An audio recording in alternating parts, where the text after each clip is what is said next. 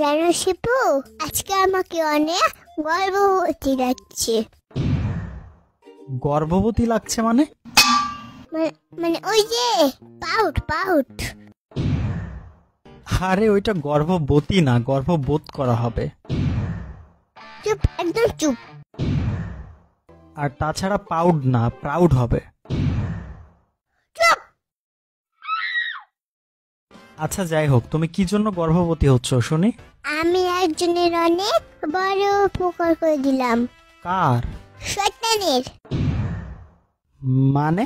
এটার মানে হলো, কালকে রাতের বেলা পড়তে পড়তে বই খুলে ঘুমিয়ে গেছিলাম। তো জানো না, বই খুলে লাগে ঘুমিয়ে পড়লে সব শয়তানি মুখস্থ করে ফেললে।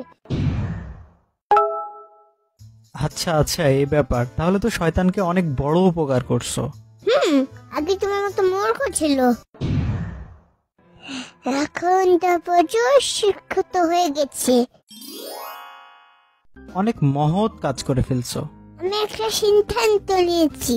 কি শুনি? প্রতিদিন রাতে বই খুলে ঘুমিয়ে যাব, আর সব পড়ে দীক্ষিত হয়ে যাবে, শিক্ষিত হয়ে যাবে। আচ্ছা এটা বুঝলাম, কিন্তু শয়তান যদি শিক্ষিত হয় তাহলে তোমার কি লাভ? আমা, সমাজের নিচে পাই দাঁড়াতে হলে শিক্ষক হিসেবে আমার তো ভালো লাগবে। অনেক গভীর চিন্তা করে ফেলছো তো।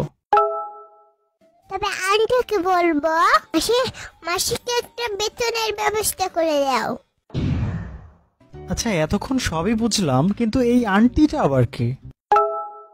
সন্তানের আম্মু তোমার আন্টি। ওহো আচ্ছা আচ্ছা, এই ব্যাপার।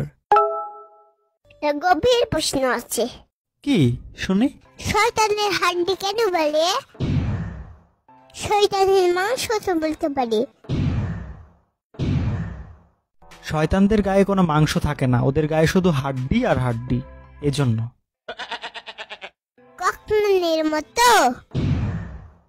আরে ওইটা ককনাল না, কঙ্কাল হবে। শিবের বাচ্চা শিবু।